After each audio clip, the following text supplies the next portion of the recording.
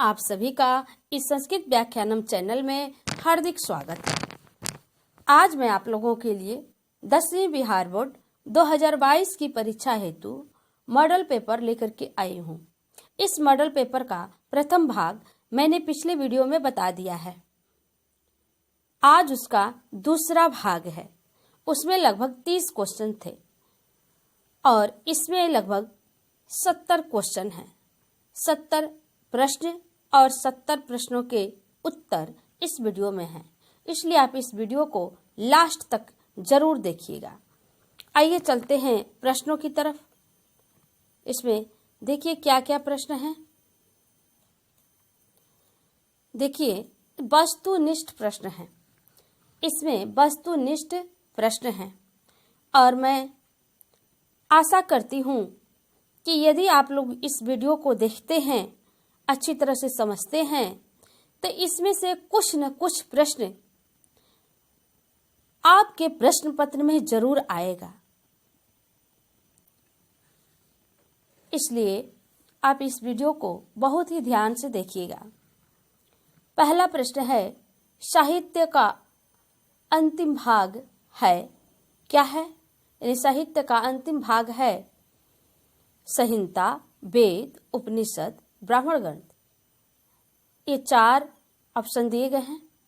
4 में से एक सही है, आपको उसी को चुनना है।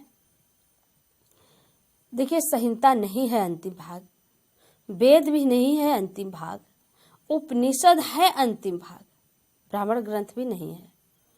साहित्य का अंतिम भाग उपनिषद है। दूसरा, यहाँ पर ध्यान दीजिए, अणु से भी छोटा क्या है?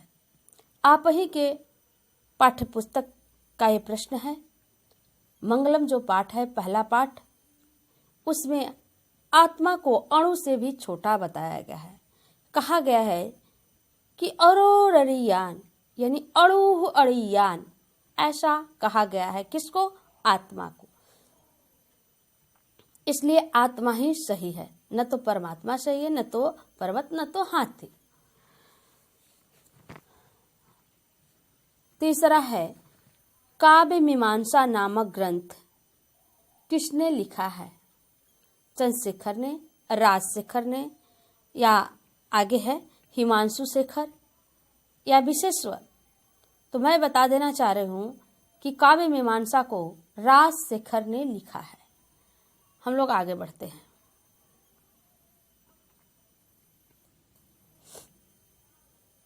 पाटलिपुत्र किस नदी के किनारे है? यानी पाटलिपुत्र जो शहर है वह किस नदी के किनारे अवस्थित है? आप लोग जानते होंगे कि पाटलिपुत्र का मतलब पटना होता है, इसलिए पटना की बात हो रही है। तो पटना किस नदी के किनारे बसा हुआ है? यमुना के, सोन के, गंगा के, ब्रह्मपुत्र के। तो आप सभी जानते हैं कि पटना यानी पाटलिपुत्र गंगा के किनारे बसा हुआ है। अगला क्वेश्चन है, विद्यापति कौन थे? मैथिली कवि थे, भोजपुरी कवि थे, आंग्ल कवि थे या मगही कवि थे? तो इसमें से होगा कि मैथिली कवि थे। इन्हें मैथिल कोकिल भी कहा गया है। इसलिए आप लोग आंख बंद करके विद्यापति के बारे में अगर कहीं भी लिखा हुआ है मैथिली कवि, तो आप उसी पर टिक लगाइए।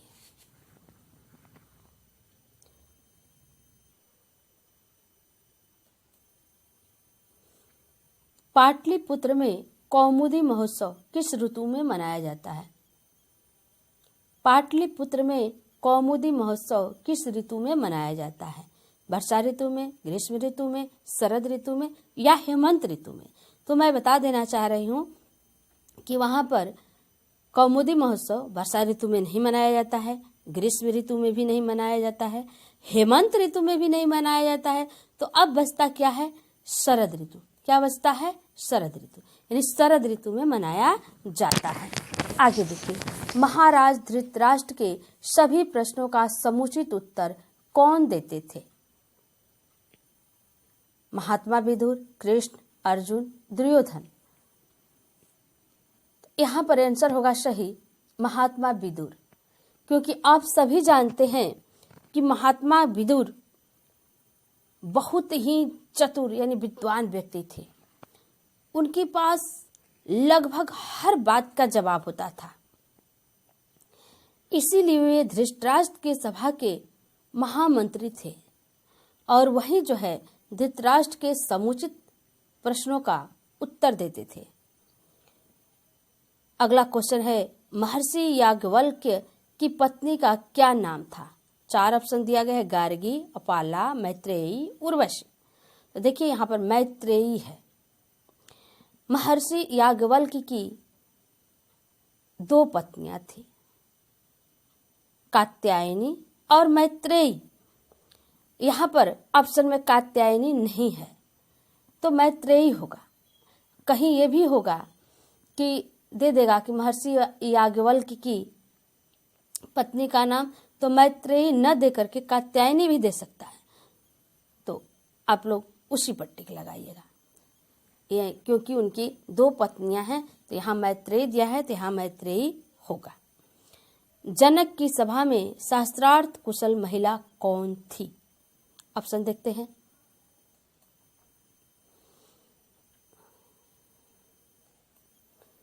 गार्गी वचकन्वी, इंद्राणी, बागाम्भृणी, यमी।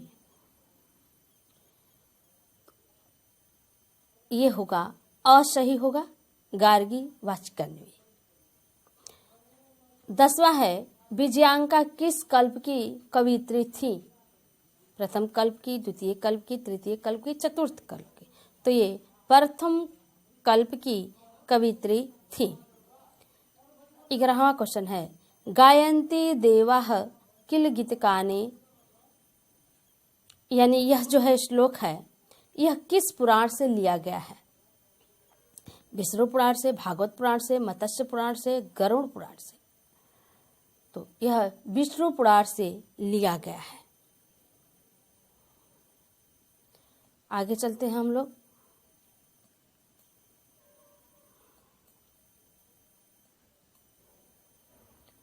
भारत महिमा पाठ का मुख्य संदेश क्या है? देशभक्ति है, जीव हत्या है, अधिकार प्रदर्शन है, भ्रष्टाचार है।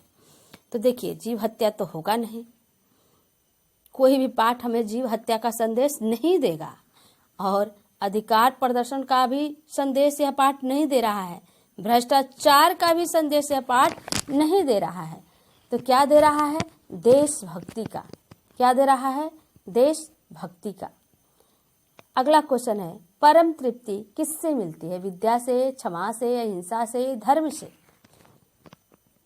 हालांकि सब देखने में तो लग रहा है कि सब सही है, क्षमा से भी शांति मिलती है, तृप्ति मिलती है, अहिंसा से भी, लेकिन नहीं, सबसे बड़ी तृप्ति, परम तृप्ति की बात यहाँ पर हो रही है। यहाँ पर परम तृप्ति की बात हो रही है कि परम तृप्ति किससे मिलती है? तो विद्या से। अगला है, संस्कारों की कुल संख्या कितनी है? 16। नरक के कितने द्वार हैं? 3। काम और क्रोध लोभ। नरक के कितने द्वार हैं? 3। काम, क्रोध और लोभ। आगे देखिए,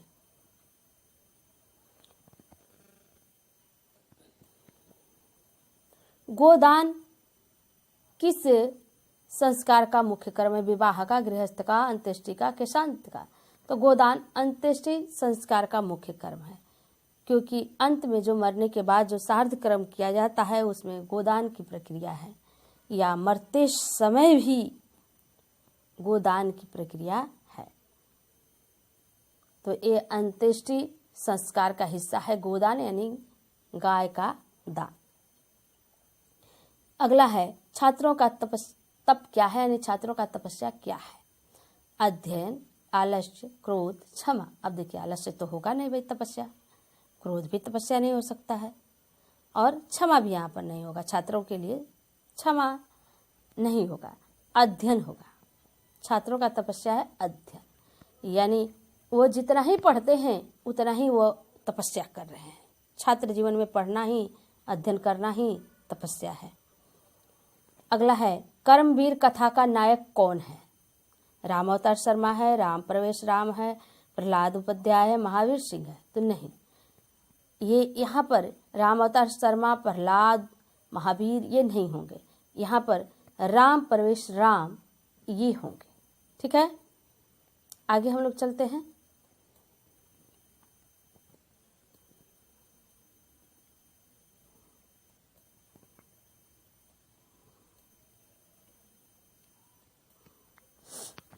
विरजानंद किसके गुरु थे? महावीर के, गौतम बुद्ध के, स्वामी विवेकानंद के, स्वामी दयानंद के।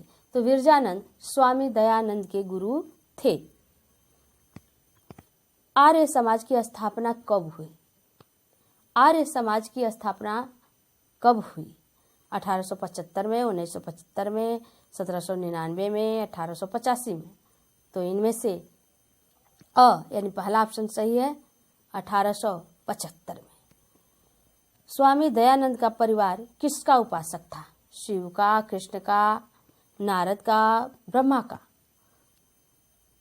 तो पाठ के अनुसार आपके पाठ्य पुस्तक में ही है कि स्वामी दयानंद का परिवार जो है शिव का उपासक था, यानी कृष्ण, नारद और ब्रह्मा का उपासक नहीं, बल्कि शिव के उपासक थे। वो लोग शिव की भक्ति करते थे। आगे, कर्णस्य दानवीरता पाठ भास के किस रूपक का भाग विशेष है? कर्णभारम, स्वप्नवासव दत्तम, उरुभंगम, महाभारत। तो इनमें से ये तीनों नहीं होगा। स्वप्नवासव दत्तम, उरुभंगम, महाभारत ये नहीं होगा। ये कर्णभारम इस रूपक का भाग है, कर्णस्य दानवीरता पाठ। स्वच्छंदम का संधि विच्छेद क्या है? स्वच्छंदम, स्वच्छंदम, स्वच्छंदम, स्वच्छंदम।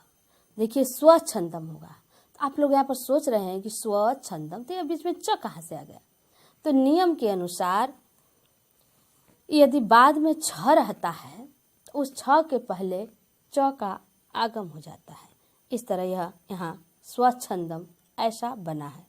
तो स्वधन छंदम यही सही होगा। अगला क्वेश्चन है विद्या एका की संधि क्या होगी?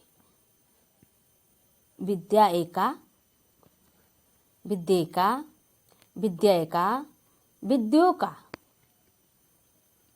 तो यहाँ पर देखिए आ है और ए है, इधर और है या आर है, और इधर एर है या ऐर है। तो इन दोनों ही अवस्था में यहाँ पर क्या हो जाता है? ऐ ही होता है, चाहे इधर अ वर्ण है और इधर ए का कोई भी ए है या ऐ है। ऐसी स्थिति में ऐ ही बनता है, यानी वृद्धि आदेश होता है। ये वृद्धि स्वर संधि का उदाहरण है और इसका संधि होगा विद्यय का। यहाँ पर देखिए ऐ की मात्रा क्या हो जाएगा? ऐ, विद्यय का। तो ये तीनों जो है गलत है और विद्यय का सही है। हम लोग आगे की तरफ चलते हैं।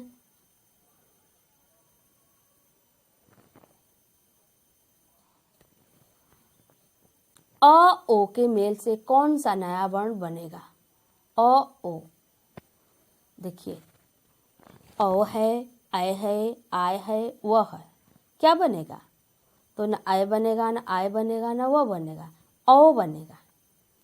यह भी वृद्धि संधि का ही उदाहरण है, वृद्धि स्वर संधि। इधर अ या आ रहता है, इधर ओ या औ रहता है। इन दोनों ही अवस्थाओं में ये क्या बनता है? औ ही बन जाता है। तो इस तरह अ और ओ यानी अ धन ओ का संधि होगा औ। अगला है गोल गृहम कौन सा समास है? देखिए यहाँ पर ध्यान से देखिए, गोल है, गृहम है। अब ध्यान से देख लीजिए, गोल है, गृहम है, ये कौन सा समास होगा? कर्मधारय होगा, व्यय भाव होगा, द्वंद्व होगा, न्य होगा? अब व्यय भाव तो होगा नहीं, क्योंकि अब व्यय भाव में क्या होता है कि एक पद जो है अव्यय होता है, यानी पहला पद अव्यय होता है, ऐसा है नहीं। और द्वंद्व भी नहीं होगा क्योंकि उसमें दोनों पद की प्रधानता होती है, ऐसा भी नहीं है। न्याय भी नहीं होगा क्योंकि इसमें नहीं अर्थ दिखाई नहीं दे रहा है। तो क्या होगा? कर्मधारय ही होगा। गोल गृहम यानी विशेषण और विशेष्य का समास यहाँ पर है, इसलिए कर्मधारय समास है। आगे बढ़ते हैं। द्विगु समास का उदाहरण इसमें कौन सा है? पंचवटी है, यथाशक्ति है, घनश्याम है, दशानन है। देखिए यहाँ पर द्विगु समास का मतलब होता है कि संख्या पूर्वो द्विगु, जिसके पूर्व में संख्या है यानी जिसका पूर्व पद संख्यावाचक है उसे द्विगु समास कहते हैं। तो यहाँ पर आपको कंफ्यूजन करने के लिए दो चीज दे दिया गया, एक पंचवटी एक दशानन। अब जान लीजिए कि द्विगु समास जब हम बनाएंगे तो वह नपुंसक लिंग में हो जाता है, लेकिन यहाँ पर दशानन है, यह पुल्लिंग में है। यह क्या है? पुल्लिंग में है। तो दशानन जब पुल्लिंग में है इसका मतलब किसी व्यक्ति के लिए आ रहा है, यानी रावण के लिए आ रहा है। तो यहाँ बहुव्रीहि हो जाएगा। यह क्या हो जाएगा? बहुव्रीहि हो जाएगा। और यही 10 आननम रहता तब जो है यह द्विगु होता, लेकिन 10 आनन है तो यह बहुव्रीहि होगा, इसलिए यह जो है द्विगु नहीं है। यथाशक्ति और घनश्याम तो कोई गुंजाइश ही नहीं है। अब रह गया पंचवटी और दशानन में कंफ्यूजन है कि दोनों में अंक है, दोनों में पहला पद क्या है यानी संख्या है, इसलिए आप दोनों में सोच रहे हैं कि ये होगा कि ये होगा। तो मैं बता दे रही हूँ कि ये नहीं होगा, ये नहीं होगा, क्योंकि ये दशानन यानी रावण की बात हो रही है। अगर मुखों के समूह की बात होती तो दशाननम रहता। अगर दशाननम लिखा हुआ है तब तो ठीक है, तब तो द्विगु है, लेकिन दशानन लिखा है तो द्विगु नहीं है। ठीक है। यहाँ पर क्या है? हो गया पंचवटी। ठीक है, कौन है यहाँ पर? पंचवटी। ये सही।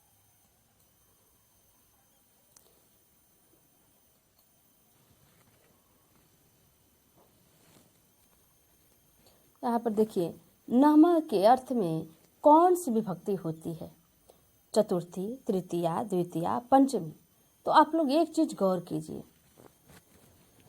कभी भी आप लोग पूजा करते समय कहते हैं नमः शिवाय, नमः गणेशाय या गणेशाय नमः, शिवाय नमः, ऐसा बोलते हैं। तो ये गणेशाय, शिवाय, कृष्णाय जो भी है ये चतुर्थी विभक्ति में है, यानी नमः के अर्थ में चतुर्थी विभक्ति होती है। तो आप लोग देख रहे हैं यहाँ पर कि चतुर्थी हमारे ऑप्शन में है, अ जो है वह चतुर्थी है, तो यही होगा अ यानी चतुर्थी। कौन सी विभक्ति होती है? चतुर्थी। अगला क्वेश्चन है दुरात्मा में कौन सा उपसर्ग है? दुरात्मा में कौन सा उपसर्ग है? तो यहाँ पर आप देख रहे हैं दू है, दूर है, दी है, दुरा है। इनमें से क्या है? दू नहीं होगा, दूर है, ये होगा। दूरधन, आत्मा, दुरात्मा ऐसा होता है, तो यहाँ पर दूर होगा। दी और दूरा भी नहीं होगा। ठीक है, आगे चलते हैं। जही किस धातु का रूप है? जही किस धातु का रूप है? तो जह का, जाह का, हनि का या हन का। तो देखिए जह, जाह, हनि ये सब नहीं होता है धातु, हन है। क्या है? हन यानी मारना। तो हन का ही रूप है जही यानी मारो। लोट लकार मध्यम पुरुष एक वचन की क्रिया है यह जही यानी मारो, इसलिए हन का रूप है। क्या कहेंगे? हन धातु का रूप है। अगला है मित्र धन तल का निष्पन्न रूप कौन सा है? यानी मित्र धन तल यानी तल जो है क्या है? प्रत्यय है। इससे क्या बनेगा? मित्रता, मित्रतल। तो और ऑप्शन है आगे, लेकिन इसमें क्या होगा? मित्रता ही होगा। मित्र धन तल से मित्रता बनता है। आगे हम लोग चलते हैं।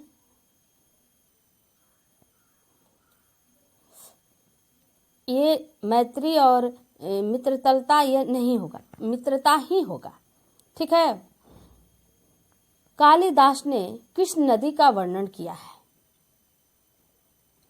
तो कालिदास ने मंदाकिनी का वर्णन किया है। बूढ़ी गंगा, यमुना, कावेरी इनका वर्णन नहीं किया है। किनका किया है? मंदाकिनी का किया है।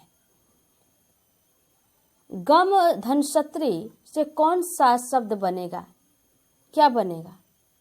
आइए देखते हैं। गमन बनेगा? नहीं। गच्छतु बनेगा? नहीं। गमतु बनेगा? नहीं। गच्छन बनेगा। क्या बनेगा? गच्छन। क्या बनेगा? गच्छन।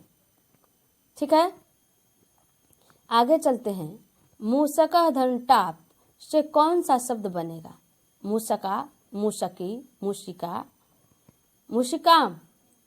इनमें से देखिए, मुस्का भी नहीं होगा, मूसकी भी नहीं होगा, मूशिकाम भी नहीं होगा, मूसिका होगा। ये स्त्री प्रत्यय है टाप, और यही इसमें लगा हुआ है, मूशिका। ठीक है। श्रीमती में कौन सा प्रत्यय है? ऑप्शन है गिम्प, चाप, डाप, आन। देखिए, श्रीमती जैसा कि कहने से ही पता चल रहा है कि उसमें ई लगा हुआ है। तो जब ई लगा हुआ है तो टाप, डाप, आन ये तो होगा नहीं, क्योंकि इन सब का मतलब आ निकलता है, और ये गिम्प है, इसका मतलब ई निकलता है। तो सीधी सी बात है कि यही होगा, इसलिए गिम्प ही होगा। अगला क्वेश्चन है, पठनम में कौन सा प्रत्यय है? पठनम में कौन सा प्रत्यय है? तो देखिए, अनम है। कोई सो जगह की पठ धन अनम, पठनम, लेकिन ऐसा नहीं है।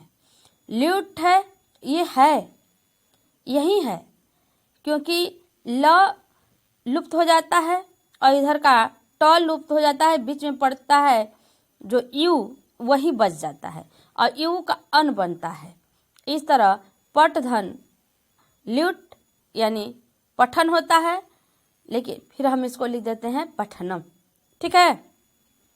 रेत भी नहीं होगा, यत भी नहीं होगा, ल्यूट होगा इसमें।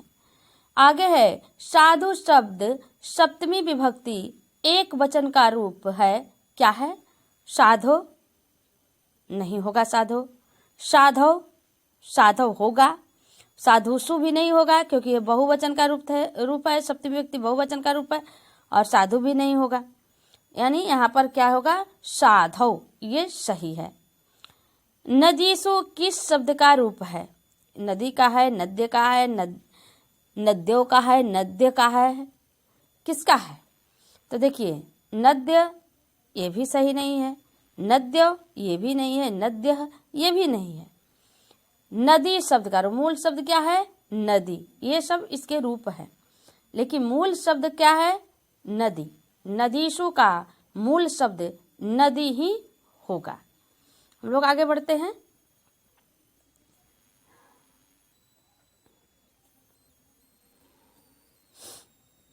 अस्था धातु लट लकार प्रथम पुरुष एक वचन में कौन सा शब्द बनेगा? देखिए, अस्থাस्यति है, अस्থাस्यन्ति है, तिष्ठति है, तिष्ठन्ति है।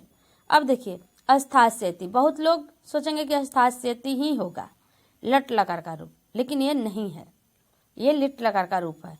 ये भी नहीं है, ये है तिष्ठति, यही है। आस्था धातु का रूप जो है तिष्ठ से चलता है, तो तिष्ठति लट लकार का रूप है, प्रथम पुरुष एक वचन का, और तिष्ठन्ति जो है ये बहुवचन का है, इसलिए ये सही नहीं होगा। आगे देखिए, लेखिका में कौन सा प्रत्यय है? टाप, चाप, डाप, गिम। यहाँ पर देखिए, यहाँ पर टाप होगा, यहाँ पर क्या होगा? टाप होगा। चाप डाप ये नहीं होगा, गिम तो कोई सवाल ही नहीं है, क्योंकि लास्ट में ई की मात्रा नहीं है। चाप आप लोग को बता दे रहे हैं कि ये चाप प्रत्यय जो है मात्र एक शब्द में लगता है, सूर्य से सूर्या बनाने में। बाकी कहीं नहीं, इसलिए चाप को कहीं भी मत लिखिएगा। अगर सूर्य लिखा है या सूर्या लिखा है तो पूछेगा कि कौन सा प्रत्यय, वहां पर आप चाप कह सकते हैं, बाकी कहीं नहीं। ठीक है, आगे बढ़ते हैं। पा धातु लट लकार मध्यम पुरुष द्विवचन क्या होगा? पाश्चामी नहीं, ये मध्यम पुरुष का नहीं है। पाश्चामी, पाश्चाव यह भी मध्यम पुरुष का नहीं है। पाश्यथ यह मध्यम पुरुष का है और द्विवचन का भी है, यानी यही सही है। पाश्यथ ये मध्यम पुरुष का है लेकिन बहुवचन का है, इसलिए ये सही नहीं है, यानी पाश्यथ यही सही है। आगे बढ़ते हैं हम लोग।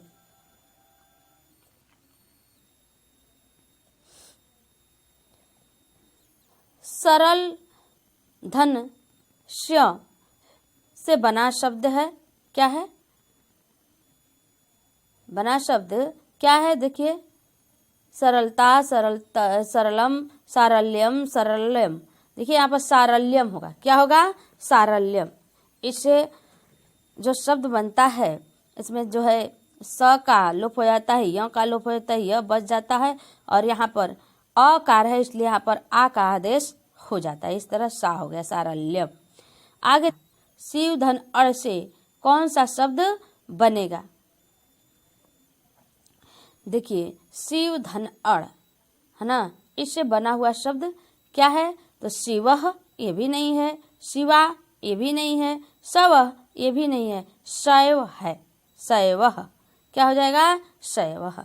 यानी अपत्य अर्थात संतान के अर्थ में और भक्त के अर्थ में ये अड़ प्रत्यय लगता है और शैवः का मतलब होता है कि शिव का भक्त। पादेन खंजः किस सूत्र का उदाहरण है?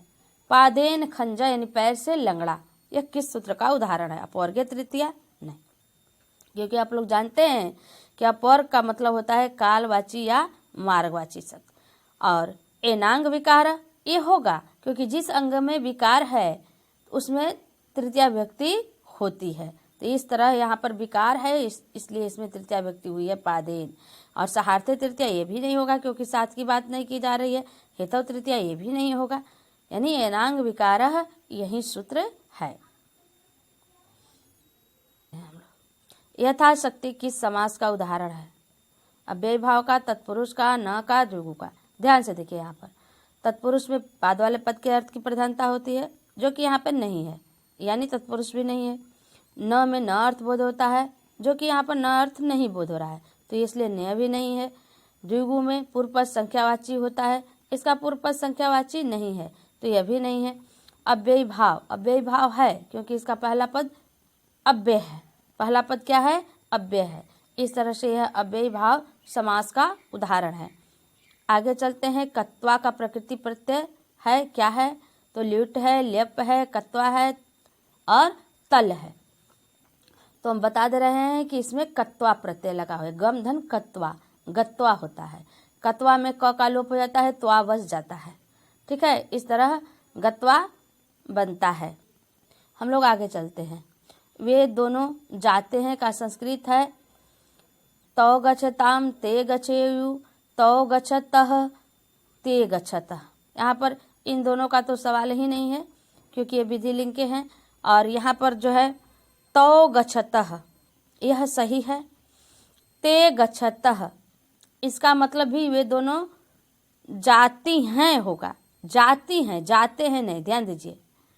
ते माने वे दोनों स्त्रीलिंग में होता है, तो यहाँ पर हमारा अनुवाद यानी हमारा वाक्य कह रहा है कि जाते हैं, पुल्लिंग का बोध हो रहा है, तो हम पुल्लिंग से ही बनाएंगे, इसलिए यह भी नहीं होगा। हम लोग आगे बढ़ते हैं।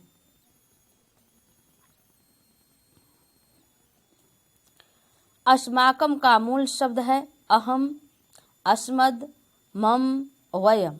देखिए, अहम भी नहीं है, मम भी नहीं है, वयम भी नहीं है, क्योंकि ये सब इसके रूप हैं। ये सब इसके रूप हैं किसके? अस्मद की। जिस तरह अस्माकम है उसी तरह ये सब भी उसी के रूप हैं। तो अस्माकम का मूल शब्द होगा अस्मद, अस्मद ही इनका मूल शब्द है। अंग देशस्य राजा कह आसीत, अंग देश का राजा कौन था?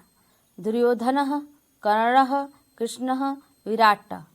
तो आप लोग जानते हैं कि दुर्योधन ने ही कर्ण को अंग देश का राजा बनाया था, इसलिए कर्ण पर ही हम लोग टिक लगाएंगे, क्योंकि अंग देश का राजा कर्ण ही था। पितृ शब्द प्रथमा विभक्ति एक वचन का रूप है। पितरौ, पितरम, पिता, पितु। यहाँ पर देखिए पितरौ भी नहीं होगा एक वचन में, पितरम भी नहीं होगा, पितु भी नहीं होगा, क्या होगा? पिता, पिता, पितरौ, पितरा, ऐसे होता है रूप। तो एक वचन में प्रथमा विभक्ति एक वचन में क्या होता है? पिता। अब आप लोग केवल पिता देख करके भ्रम में मत पड़ेगा, कह रहे ये तो संस्कृत नहीं है, हम लोग कुछ संस्कृत लिखे, नहीं, उसी में गलती होता है। इसका इसी तरह रूप होता है, प्रथमा विभक्ति एक वचन में पिता ही होता है। आगे देखिए,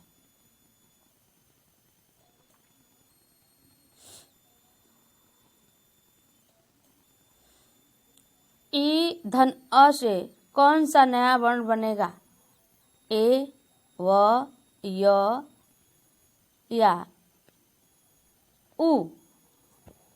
यहाँ पर आप लोग देख पा रहे हैं कि ए भी नहीं बनेगा, ई धन ए से ए नहीं बनेगा, वह भी नहीं बनेगा, य बनेगा, क्योंकि ई को यड़ची सूत्र के अनुसार यड़ स्वर संधि में जब ई के बाद अ आता है तब ई का य बन जाता है। तो ई का य बनेगा हलंत वाला य, यानी आधा य, लेकिन जब उसमें अ जुटेगा तो पूरा य हो जाएगा। इस तरह से यहाँ पर क्या हुआ है? य बना है। आगे चलते हम लोग, आ धन ई से कौन सा नया वर्ण बनेगा? आए बनेगा, ए बनेगा, उ बनेगा या व बनेगा? देखिए आप लोग उदाहरण पर जैसे रमाधन इश, रमाधन इस यानी रमाधन इशः क्या बनता है? रमेशः, यानी आ और ई के मेल से ए बनता है। क्या बनता है? ए। गुण स्वर संधि का उदाहरण है, ए ओ गुण है। मैं बताई हूँ कि ए ओ और गुण जानिए, तो एक ही मात्रा आ गया जहाँ पर वहाँ गुण स्वर संधि मान लीजिए। तो यहाँ भी यह गुण स्वर संधि का उदाहरण है ए, यानी आ धन ई से क्या बनेगा? ए। अनिच्छा कौन सा समास है? कर्मधारय है, बहुब्रीहि है, न्य है, द्वंद्व है। देखिए अन आ गया, अनिच्छा यानी इच्छा नहीं, इच्छा नहीं। इसका विग्रह होता है न इच्छा, न इच्छा। नियम के अनुसार यदि न के बाद कोई स्वर वर्ण आता है तो न का अन बन जाता है, और व्यंजन आता है तो न का अ बनता है। तो यहाँ पर न के बाद स्वर वर्ण इच्छा आया है, इसलिए न का अन बन गया है। तो अन धन इच्छा अनिच्छा ऐसा बन गया है, यानी नेय तत्पुरुष का उदाहरण है। वाल्मीकि की रचना है महाभारत, रामायण और रामचरितमानस या रघुवंशम। तो इनमें से देखिए रामायण है, सब कोई जानता है कि रामायण की रचना किसने की है? वाल्मीकि ने। रामचरितमानस की रचना किसने की है? तुलसीदास ने। यहाँ पर अब ये मत सोचिएगा कि दोनों लोग राम ही के बारे में लिखे हैं, तो अब यहाँ पर लिख दें कि वाल्मीकि, तो रामचरितमानस गलत हो जाएगा। वाल्मीकि ने रामायण की रचना की है, रामचरितमानस की नहीं।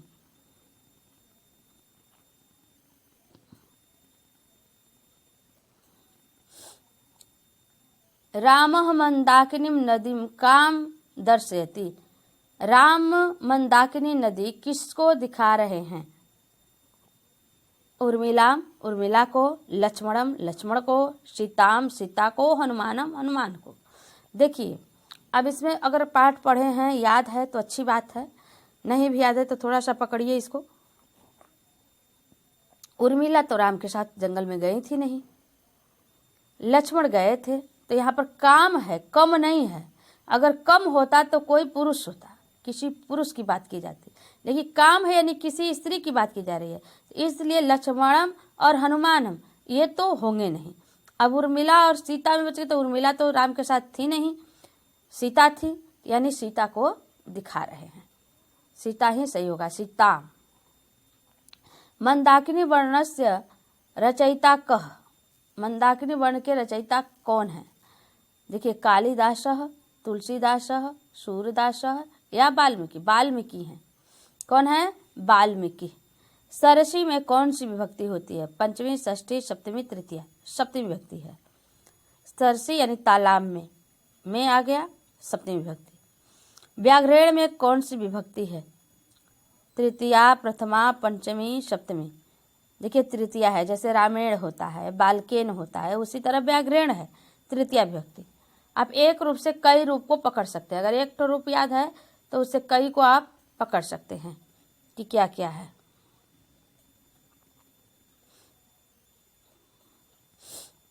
उपदेशार्थ में कौन सी विभक्ति है? कि पंचमी, तृतीया, चतुर्थी या प्रथमा। पंचमी है, जैसे उपदेशार्थ, जैसे गृहात, विद्यालयात, उसी तरह से है उपदेशार्थ, पंचमी विभक्ति है इसमें। कर्ण के साथ कौन सा शब्द जुड़ा हुआ है? कर्ण, दानवीर, कर्मवीर, धर्मवीर, सत्यवादी। तो आप सभी जानते हैं कि कर्ण जो है दान देने के लिए प्रसिद्ध था, यानी उसके नाम के साथ दानवीर शब्द जुड़ता है। कर्ण कैसा था? तो दानवीर था, ऐसा हर कोई कहता है, हर ग्रंथ में मिलता है, भले जितना भी उसके बारे में पढ़ा जाए तो यही दानवीर की उपाधि उसे मिली हुई है। गीत गोविंद ग्रंथस्य रचयिता कः आसीत्? गीत गोविंद ग्रंथ के रचनाकार कौन है? कालिदासः, जयदेवः, भासः, वाल्मीकि। तो यहाँ पर जयदेव होगा, जयदेव ने गीत गोविंद की रचना की है। त्वयि का मूल शब्द है अस्मद, युष्मद, त्वम, त्वत्। देखिए अस्मद भी नहीं होगा, युष्मद होगा, त्वम और त्वत् ये नहीं होगा। ये सब रूप है, मूल शब्द नहीं है। मूल शब्द युष्मद होता है त्वयि का।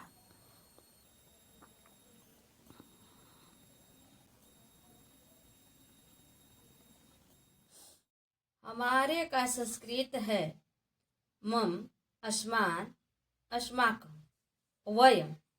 देखिए यहाँ पर मम नहीं होगा, अस्मान नहीं होगा और वयम नहीं होगा, क्योंकि मम माने मेरा होता है, वयम माने हम लोगों का होता है। लेकिन अस्माकम ये जो है इसका मतलब हमारे या हमारा होता है। ठीक है। नद्यः का अर्थ है, यानी क्या है नदी, नद्यः का अर्थ? तो नद्यः का अर्थ है नदियां। इसमें नदी, नदी में, नदी के लिए ये तीनों ऑप्शन गलत है। नदियां सही है। नदी का जो है बहुवचन होता है नद्यः।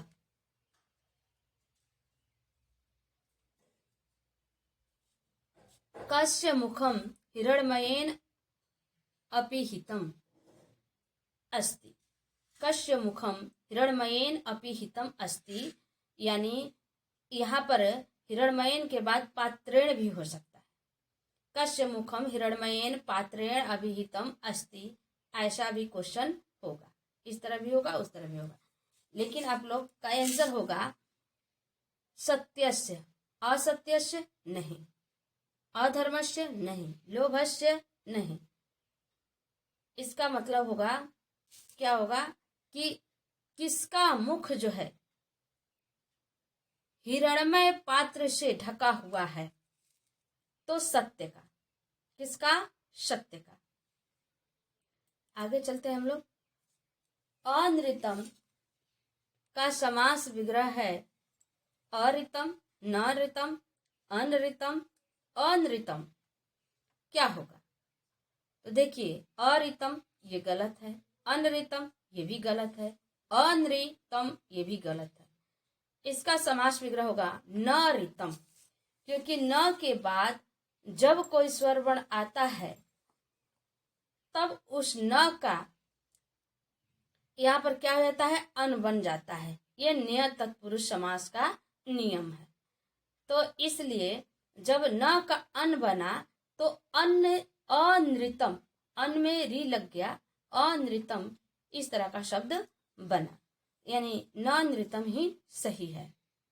चास्ति का संधि विच्छेद है, यानी क्या है? चास्ति, चास्ति, च अस्ति और यहाँ पे एक है ची अस्ति। अब देखिए इनमें से तीन तो नहीं होगा, चास्ति भी नहीं होगा, चस्ति भी नहीं होगा और ची अस्ति भी नहीं होगा। क्या होगा? च अस्ति। क्या होगा? च अस्ति। च माने और, अस्ति माने है, यही सही है। खादति का प्रेरणार्थक क्रियापद है, क्या है? खादिष्यति, अखादत, खादिष्यामि, खादयति। तो खादति का प्रेरणार्थक क्रियापद है खादयति। खादिष्यति, अखादत और खादिष्यामि ये तीनों गलत है। इसमें ऋच प्रत्यय लगा करके खाद में और प्रेरणार्थक क्रिया हम लोग बनाते हैं, तो इस तरह से खादयति रूप बनता है, ये सही है। आगे चलते हैं हम लोग।